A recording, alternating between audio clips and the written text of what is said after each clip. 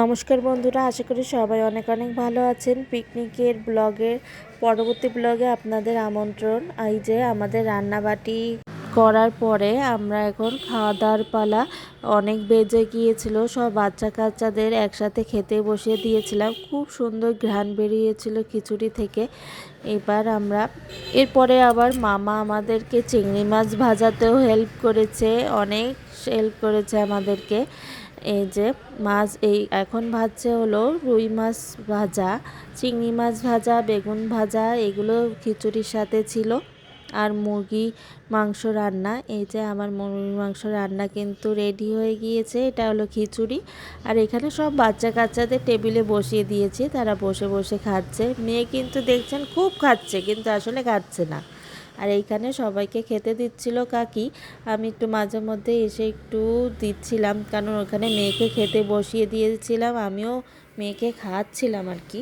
তার মাঝখানে আপনাদের সাথে শেয়ার করার জন্য একটু ভিডিও করে দিলাম।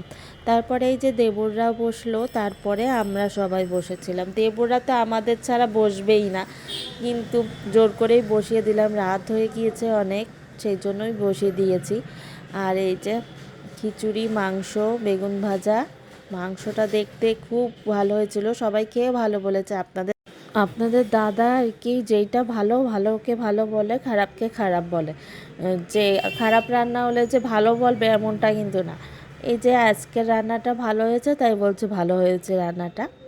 খিচুড়িটাও ভালো হয়েছে, বেশ ভালো লাগছিল। সবাই মিলে একসাথে একটা পিকনিক খাওয়া দাওয়া হয়েছে, খুব ভালো একটা সময় কাটিয়েছি আমরা। এই যে এডিটিং করতে বসে আমার জন্য আবার খিদে পেয়ে যাচ্ছে, কি বলবো। পিকনিকের এই দিনটা আমরা রাতে এসেছি, রাতে রান্না বান্না করেছিলাম। তারপরে আবার কালকে বিকাল দিকে চলে গিয়েছিলাম। আর সকালবেলা ভোরবেলা আর কি আমাদের ঘের থেকে মাছ তুলেছে, তার একটা ভিডিও আপনাদের সাথে শেয়ার করলাম। পরবর্তী ব্লগে দেখতে পারবেন কি করলাম।